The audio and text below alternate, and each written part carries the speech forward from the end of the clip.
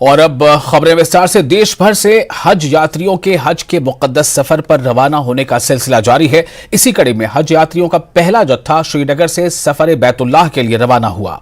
आज 630 जायरीन का पहला जत्था हज यात्रा के लिए सऊदी अरब रवाना हुआ। अधिकारियों ने बताया कि 2 विमानों में ये जायरीन रवाना हुए हैं और हर उड़ान में 315 यात्री सवार थे।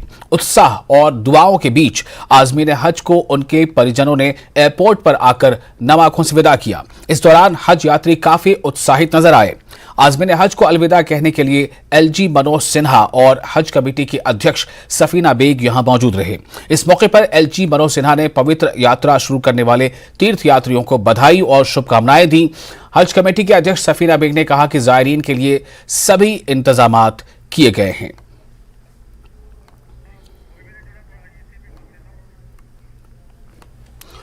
तो आप देख सकते हैं तस्वीरों में किस तरह से खुद वहां पर एलजी मनोज सिन्हा भी मौजूद रहे और उनके साथ साथ वहां पर तमाम लोग जो उस वक्त मौजूद थे, सभी ने जो आज़मीन हज हैं यानी कि हज के सफ़र के लिए जो लोग वहां से जाने वाले थे उन्हें विदा किया। और साथ ही साथ सभी की जुबान पर ये एक कामना थी, एक उम्मीद थी कि आप जा रहे हैं तो दुआओं में इस देश की अमन और शांति को याद रखें, इस देश की तरक्की और ख़ासतौर से जम्मू कश्मीर में अमन और शांति और वहाँ की तरक्की को जो है अपनी दुआओं का हिस्सा बनाएं। आज़मीन हज को अलविदा कहने के लिए एलजी मनोज सिन्हा खुद मौजूद थे, जैसा आपने तस्वीरों में देखा, और हज कमेटी की अध्यक्ष सफीना बेग भी यहाँ मौजूद थी। इस मौके पर एलजी मनोज सिन्हा ने पवित्र यात्रा यानी कि ये जो सफ़र हज है इसे शुरू करने वाले आज़मीन को बधाई दी, उन्हें मुबारकबाद दी, उन्हें शुभकामनाएं दी। हज कमेटी के अध्यक्ष सफीना बेग ने कहा कि जायरीन के लिए सभी इंतजामात किए गए हैं, उसमें कहीं से कोई कोर कसर नहीं रखी गई है। और इससे पहले भी हमने आपको बताया कि आज़मीन जो है वो इंतजामात को लेकर इत्मीनान बख्श नजर आए। उन्हें लगा कि ये जो तमाम इंतजामात है ये बेहतर है। ये सफ़र हज के लिए ये यात्री रवाना हो रहे हैं, ये इन्हें आज़मीन हज यानी हज पर जाने वाले यात्री यानी हज का अज़्म रखने वाले यात्री के तौर पर जाना जाता है। इन्हें आज़मीन हज कहा जाता है। जब ये सफ़र हज के लिए वहां पहुंचेंगे, जब इनका हज पूरा हो चुका होगा, तब इन्हें फिर हाजी भी कहा जाता है, जो सफ़र हज को पूरी तरह से मुकम्मल कर लेते हैं, जो हज के वहां पर जितने भी अरकान हैं उन्हें मुकम्मल करने के बाद। तो ये एक बड़ा अच्छा नज़ारा था जब खुद वहां पर एलजी मनोज सिन्हा मौजूद थे और उन्होंने आज़मीन हज को या हज पर जाने वाले यात्रियों को अलविदा कहा और साथ ही साथ दुआओं की दरख्वास्त की मुल्क के लिए, ख़ास तौर से जम्मू कश्मीर के लिए, जम्मू कश्मीर की अमन और शांति के लिए। तो देश भर से ये हज पर यात्रियों के जाने का जो सिलसिला है वो जारी है। अलग अलग जो हज टर्मिनल से वहाँ से आज़मीन हज इस मुक़द्दस सफ़र के लिए रवाना हो रहे हैं। और इसी कड़ी में आज जो हज यात्रियों का पहला जत्था श्रीनगर से सफ़र बैतुल्लाह के लिए रवाना हुआ। जब श्रीनगर से रवानगी का वक्त था, उस वक्त ये मनाजिर आप देख रहे हैं। तो आज जम्मू कश्मीर के आज़मीन हज का या हज पर जाने वाले यात्रियों का जो पहला जत्था है वो श्रीनगर से बैतुल्लाह के सफ़र के लिए यानी कि जो खाने काबा है सऊदी अरब के मक्का शहर में, वहाँ के सफ़र के लिए रवाना हुआ। आज 630 जो तीर्थ यात्री हैं, जो जायरीन हैं, उनका पहला जत्था हज यात्रा के लिए सऊदी अरब रवाना हुआ। अधिकारियों ने बताया कि 2 विमानों में ये जायरीन रवाना हुए हैं और हर उड़ान में 315 यात्री सवार थे, यानी हर एक विमान में 315 यात्री सवार थे।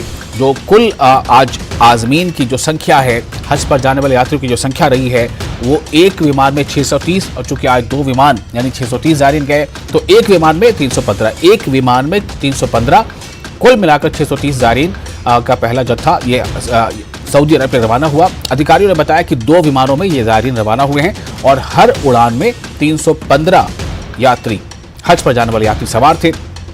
उत्साह और प्रार्थनाओं के बीच, दुआओं के बीच, तमन्नाओं के बीच, नेक ख्वाहिशात के बीच आज़मीन हज को उनके जो ख़ानदान वाले, उनके जो परिवार वाले हैं, वो वहाँ पर सी ऑफ करने आए थे। एयरपोर्ट पर आकर उन्होंने इन्हें तमाम हज यात्रियों को विदा किया। इस दौरान हज यात्री भी काफ़ी उत्साहित नजर आए और आज़मीन हज को अलविदा कहने के लिए एलजी मनोज सिन्हा और हज कमेटी की अध्यक्ष सफीना बेग यहाँ मौजूद थी। इस मौके पर एलजी मनोज सिन्हा ने इस मुक़द्दस सफ़र पर या यूँ कह लें कि पवित्र यात्रा शुरू करने वाले जो आज़मीन हज हैं उनको इस मौके पर विदा किया, उन्हें बधाई भी दी, उन्हें शुभकामनाएं दी। और हज कमेटी की अध्यक्ष सफीना बेग ने कहा कि ज़ायरीन के लिए जितने तरह के इंतजामात थे वो मुकम्मल किए गए थे उन्हें, ताकि किसी तरह की कोई दिक्कत ना हो।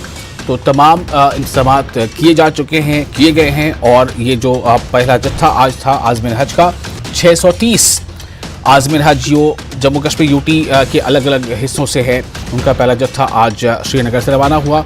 और इस जत्थे में आज पहले जत्थे में 315 यानी एक विमान में 315, दूसरे विमान में 315, इस तरह से 630 आज़मीन आज रवाना हो गए।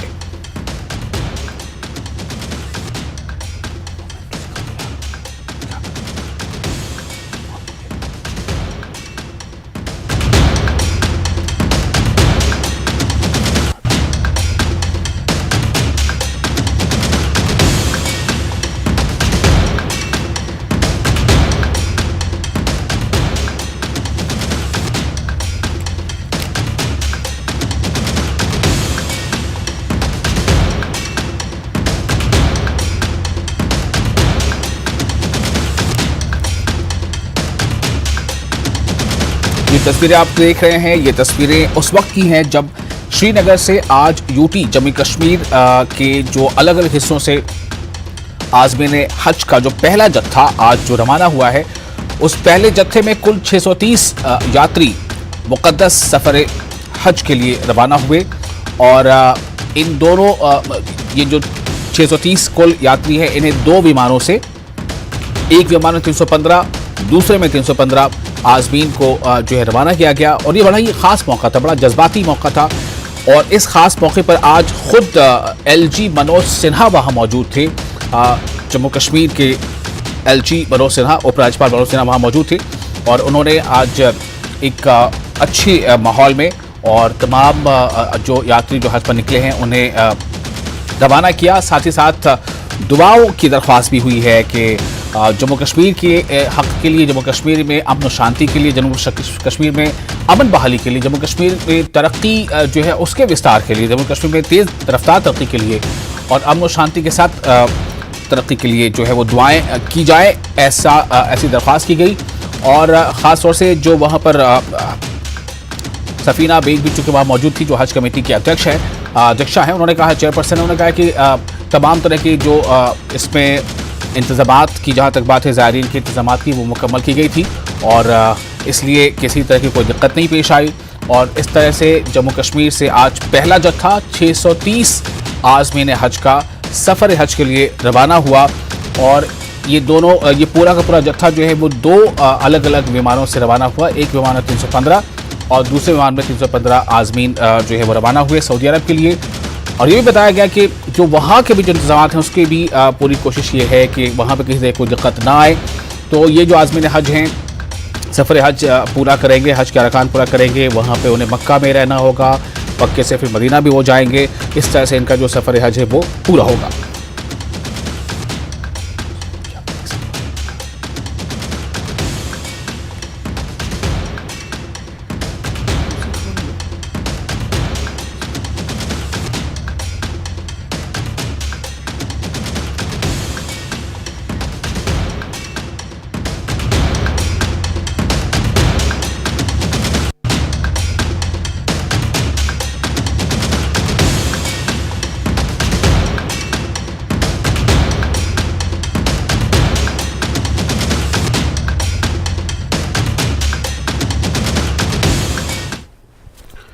तो ये बड़ा जज्बाती मंजर था जब आज़मीन हज रवाना हो रहे थे। और इसी खबर के साथ फिलहाल यहाँ पे छोटा सा ब्रेक लेते हैं। ब्रेक के बाद और तफसीलात आपको देंगे।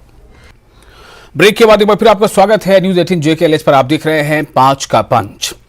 और अब अगली खबर हिमाचल प्रदेश की है।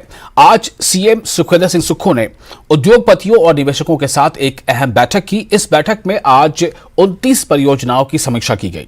बैठक में सीएम ने कहा कि प्रदेश सरकार उद्यमियों को निवेश अनुकूल वातावरण देने के लिए वचनबद्ध है और उनके साथ हुई ये चर्चा सरकार की इसी प्रतिबद्धता को दिखाता है।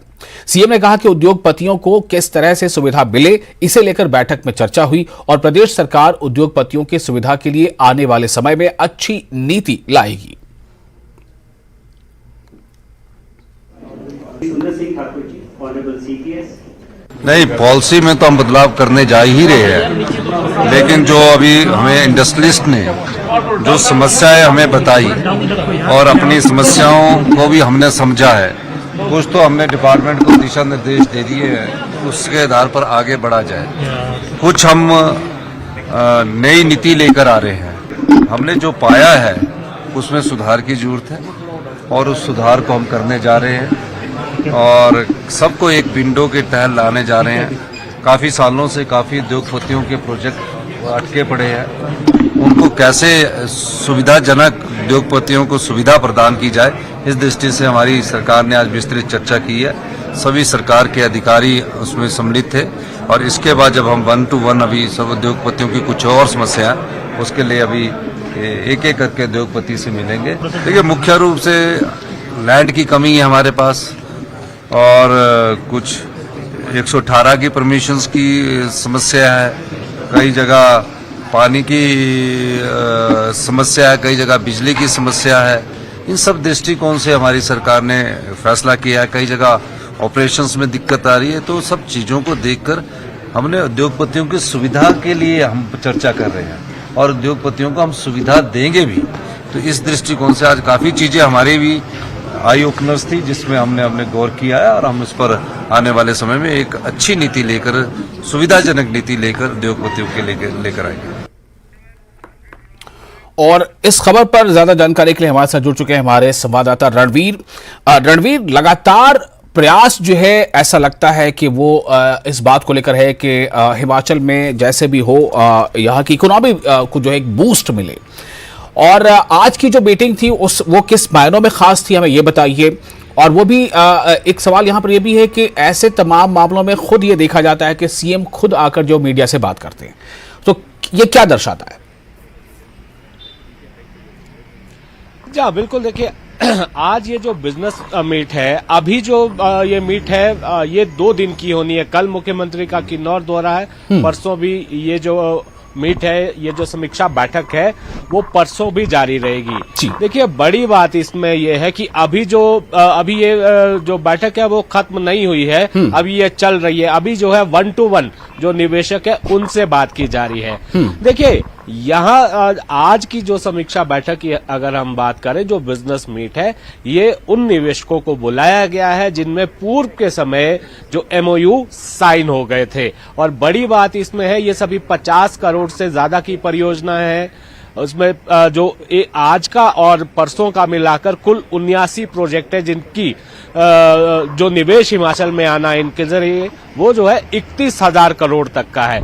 तो ये पिछले 3 साल के भीतर जो MOU हुए हैं पूर्व सरकार के समय में, तो राज्य सरकार ये चाहती है कि ऐसे कौन कौन से कारण रहे हैं कि MOU तो राज्य सरकार ने साइन कर लिया था, लेकिन ये परियोजनाएं जो है, ये प्रोजेक्ट्स वो धरातल पर नहीं उतरे। उसमें सबसे ज्यादा प्रोजेक्ट उद्योग विभाग के हैं, 46 हैं, और फिर इंडस्ट्री विभाग के हैं, माफ कीजिएगा, ऊर्जा विभाग के हैं, कम से कम 20 प्रोजेक्ट उनके हैं और 13 प्रोजेक्ट पर्यटन विभाग के हैं। तो राज्य सरकार ये चाहती है कि जो पहले MOU साइन हुए हैं, जो कागजी कार्रवाई हो चुकी है, वो धरातल पर क्यों नहीं उतरी, तो उसकी समीक्षा यहाँ पर की गई है। यहाँ पर निवेशकों ने बताया है कि उन्हें कहाँ कहाँ दिक्कतें आ रही है। लंबित थी पिछले काफी समय से इन परियोजनाओं की जो फाइल थी, वो अलग अलग जगहों पर, अलग अलग विभागों में विभिन्न स्तर पर फंसी हुई थी। कहीं लैंड की दिक्कत है, जहां मुख्यमंत्री ने बताया, कहीं जो 118 का इशू है उसकी दिक्कत है, कहीं NOC की दिक्कत है। तो बड़ी और अच्छी बात इसमें यह थी, अभी जो है आज के दिन सोलन जिला के ही निवेशकों को बुलाया गया था। बड़ी और अच्छी बात इसमें यह थी कि जिन जिन विभागों में फाइलें जो फंसी हुई है, कहीं सरकारी तंत्र कहीं रोड़ा बना हुआ है, कहीं कोई खामी है, तो उसका जवाब देने के लिए वहीं पर जो विभाग के अधिकारी है, इंडस्ट्री डिपार्टमेंट के अधिकारी है, ऊर्जा विभाग के अधिकारी है, पर्यटन विभाग के अधिकारी है, वो सब यहाँ पर मौजूद थे। और मौके पर ही सारी बातचीत यहाँ पर हुई है। जो नीति बननी है, नीति ये बनाई जाएगी, जो उद्योगपति यहाँ पर कह रहे हैं हिमाचल में जो ज्यादा दिक्कत आ रही है, वो ये दिक्कत आ रही है कि NOC बहुत सारे विभागों से लेनी पड़ती है। करीब 20 से 22 विभाग है जहां तक फाइल घूमती है एक उद्योग को स्थापित करने के लिए। तो निवेशक चाहते हैं कि वो ये प्रक्रिया जो जटिल है वो सरल होनी चाहिए। एक सिंगल विंडो बनाई जानी चाहिए, वो सारे दस्तावेज एक सिंगल विंडो में जमा करवा दे और उसके बाद एक क्लियरेंस हो। तो राज्य सरकार ने इसके लिए यह किया है कि उस एक जो है इन्वेस्टमेंट ब्यूरो बनाया जा रहा है और उस ब्यूरो में ये किया जाएगा कि जितने निवेशक आएंगे वो अपनी प्रपोजल रखेंगे, अपने कागजात देंगे, तो ये इस ब्यूरो का काम होगा कि वो क्लियरेंस जो है अलग अलग विभागों से वो दिलवाएगा, एनओसी वो दिलवाएगा। देखिए, आपको पॉल्यूशन से लेनी पड़ती है एनओसी, आपको वन विभाग से लेनी पड़ती है, कई जगह पंचायतों का जिक्र आता है, फिर बिजली का मसला आता है, तो यहाँ पर ये प्रक्रिया लंबी हो जाती है। तो ये ब्यूरो ये काम करेगा कि ये सारी एनओसी जो है यही सारे विभागों से लेकर देगा और उसका समय जो है निश्चित किया जाएगा, टाइम बाउंड किया जाएगा। अगर तय जो समय दिया जाता है विभागों को, उस तय समय में अगर वो एनओसी जारी नहीं होती है तो उसको डीम्ड एनओसी माना जाएगा, यानी वो अपने आप में एक स्वीकृति मानी जाएगी। तो इस तरह के कदम यहाँ पर उठाए जा रहे हैं। और राज्य सरकार दूसरा इसमें यह भी चाहती है कि जो निवेशक जिन्होंने पहले एमओयू साइन किया है, नए इन्वेस्टर लाना तो बाद की बात है, लेकिन जो पहले से यहाँ पर इन्वेस्टमेंट आया है कागजी तौर पर एमओयू के तहत जो हस्ताक्षर हुए हैं, किसी की फाइलें चल पड़ी है, कोई लैंड की वजह से रुकी हुई है, तो ये जो अड़चने आ रही है एक बार वो अड़चन सारी दूर हो और ये धरातल पर ये सारे प्रोजेक्ट उतरे, ताकि नया निवेशक यहाँ पर आए, वो ये सोचे कि यहाँ पर जो है निवेश करना जो है इजी है, आसान रहेगा। इससे न केवल हिमाचल की आर्थिकी मजबूत होगी बल्कि बेरोजगारी का जो बड़ा मसला है वो भी हल होगा। और बड़ी और अहम बात इसमें यह है, फार्मा सेक्टर की भी कंपनियां यहाँ पर थी। देखिए, हिमाचल बहुत बड़ा इंडस्ट्रियल हब है, क्योंकि हिमाचल से जो देश भर में जितनी दवाइयों की का उत्पादन होता है, हिमाचल में 50% अकेला हिमाचल जो है उत्पादन करता है। तो एशिया का भी एक सबसे बड़ा हब के रूप में यहाँ बद्दी बरोटी वाला नालागढ़ जो बड़ा केंद्र बना है, औद्योगिक केंद्र, क्योंकि सोलन जिले में ही वो आता है। तो आज उनके साथ यहाँ पर समीक्षा बैठक की गई है। कुल 29 प्रोजेक्ट पर आज चर्चा हुई है, जिसमें इंडस्ट्री डिपार्टमेंट के प्रोजेक्ट्स हैं और पर्यटन विभाग के थे। और परसों जो एक और समीक्षा बैठक रखी गई है, उसमें अलग दूसरे जिलों के जो निवेशक हैं जिन्होंने वहां पर निवेश किया है दूसरे जिलों में, उनको बुलाया जाएगा। और जैसे मैंने पहले जिक्र किया कि सभी अधिकारी यहाँ पर मौजूद थे, अगर कहीं किसी को अड़चन आ रही है तो यहाँ पर सोलन जिला के डीसी भी यहाँ पर मौजूद थे और मौके पर यह भी जानकारी निकल कर रही है कि जहां जहां जिस विभाग में जो दिक्कत आई है, यहाँ पर निवेशकों ने दिक्कत अपनी सामने रखी है। और इतना ही नहीं, उन कंपनियों को भी फटकार यहाँ पर राज्य सरकार की तरफ से लगी है कि जिन्होंने निवेश के लिए हामी तो भर दी, एमओयू तो साइन कर लिया, लेकिन उसके बाद वो अपने हाथ पीछे खींच रहे थे। तो उनको भी, मतलब दोनों तरफ से राज्य सरकार ने सवाल यहीं पर हमारी गलती है। जाहिर है कि जो आपने बताया कि पिछले जो इन्वेस्टर समिट जो हुई थी और उसमें जो एमओयू साइन हुए थे, उसमें वैसी परियोजनाएं जिस पर काम आगे बढ़ नहीं पाया, जो फाइलों में ही सीमित रह गया, तो इसका मतलब ये है कि वो समिट जो है वो पिछली सरकार में हुए होंगे। वो पिछली सरकार का मतलब है कि वो सरकार जो वो दूसरी थी, ये सरकार दूसरी है। तो क्या ऐसे में कुछ जो तालमेल या जो टोनिंग की बात होती है, क्या वो भी उसकी भी कुछ मतलब बातें सामने आ रही हैं कि किस तरह से ये वर्क कर पाएगा या नहीं कर पाएगा? क्योंकि हो सकता है कि सरकार बदलने से हालात बदले हों।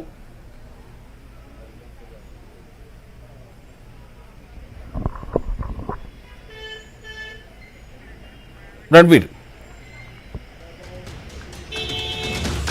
जी, मुझे आवाज जो है आपकी ज्यादा साफ नहीं आ पाई है, लेकिन जितना मैं सवाल समझ पाया हूं, जितनी निवेशकों से हमारी बात हुई है, देखिए, राज्य सरकार की मंशा ये है कि राज्य में निवेश आए। और क्योंकि हिमाचल की आर्थिक स्थिति जो है बेहद खराब है, राज्य सरकार चाहती है कि एक ऐसा वातावरण बनाया जाए जिससे हिमाचल में न केवल और अधिक निवेश आए, कुछ और औद्योगिक क्षेत्र जो है वो विकसित किए जाएंगे, वहां पर भी आधारभूत जो ढांचा है उसको बना दिया जाए। तो इसलिए निवेशकों की तरफ से कोई परेशानी ना हो, ना केवल राज्य सरकार की तरफ से भी कोई ऐसी अड़चन हो। तो राज्य सरकार ये यहाँ पर ये विश्वास दिलाना चाहती है कि हिमाचल चाहता है कि यहाँ पर इंडस्ट्री फले फूले, उनके भी हितों का ख्याल रखा जाए, हिमाचल के जो हित है आप कीजिएगा वो भी प्रभावित ना हो। तो कुल मिलाकर ये कोशिश है। जहां तक आपने सवाल लिया था कि मुख्यमंत्री खुद इस बैठक में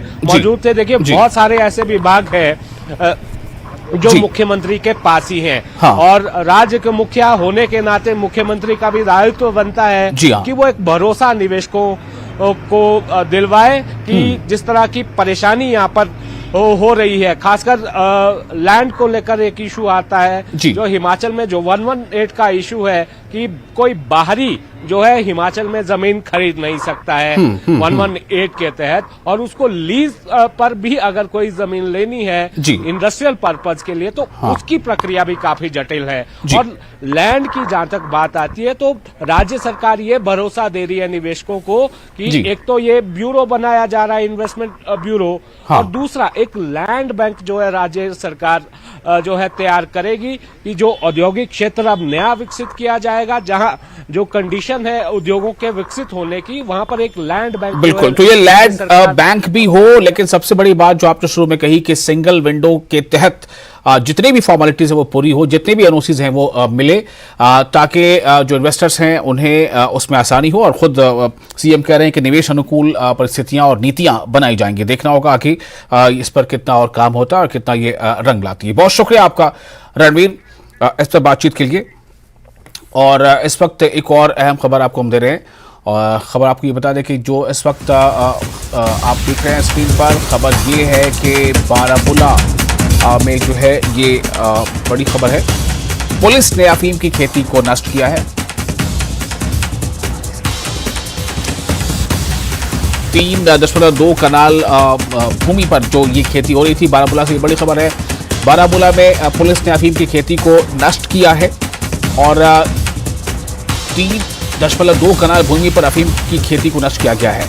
बारामूला से बड़ी खबर। जिस तरह से लगातार ये बातें हो रही है कि जहां से भी कोई ऐसी चीज है जो अफीम है या नार्कोटिक्स है, उसकी चाहे बाहर से कुछ उसका आना जाना हो, या फिर जो अब इस एरिया में भी जहां भी कहीं ऐसी जो खेतियां हो रही है उस पर भी बहुत जो है अंकुश लगाया जाएगा, तो उसी की ओर बढ़ता यह कदम कहा जा सकता है।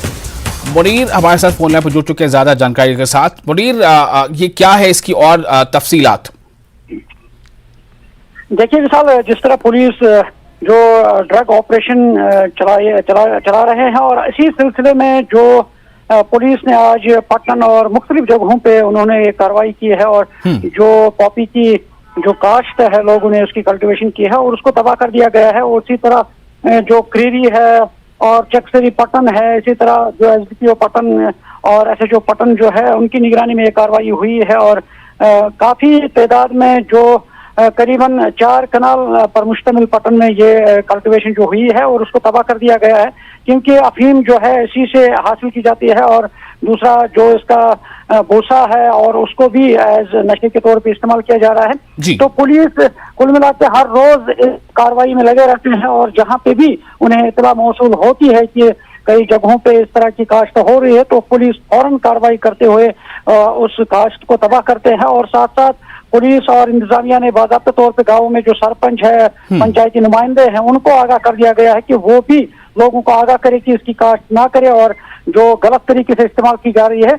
और पुलिस मुतहरिक है और मुस्तैदी से काम कर रहे हैं, और इंतजामिया के साथ साथ क्योंकि सिविल इंतजामिया भी है, जैसे तहसीलदार है, एसडीएम है, और ये तमाम इलाकों में इस तरह की कार्रवाई की जा रही है, चाहे बडगाम जिले में भी, बारामूला जिले में, और मुख्तलिफ कुल मिला के बाद ये कश्मीर के अंदर मुख्तलिफ मकाम पे इसकी जो कॉफी की जो कल्टीवेशन है उसको तबाह किया जा रहा है। जी विशाल, चलिए बहुत शुक्रिया आपका मुनीर तमाम जानकारी के लिए। और इसी के साथ 5 के पंच में फिलहाल इतना ही, लेकिन न्यूज़ 18 JK पे लगातार बड़ी और अहम खबरों का सिलसिला जारी रहेगा।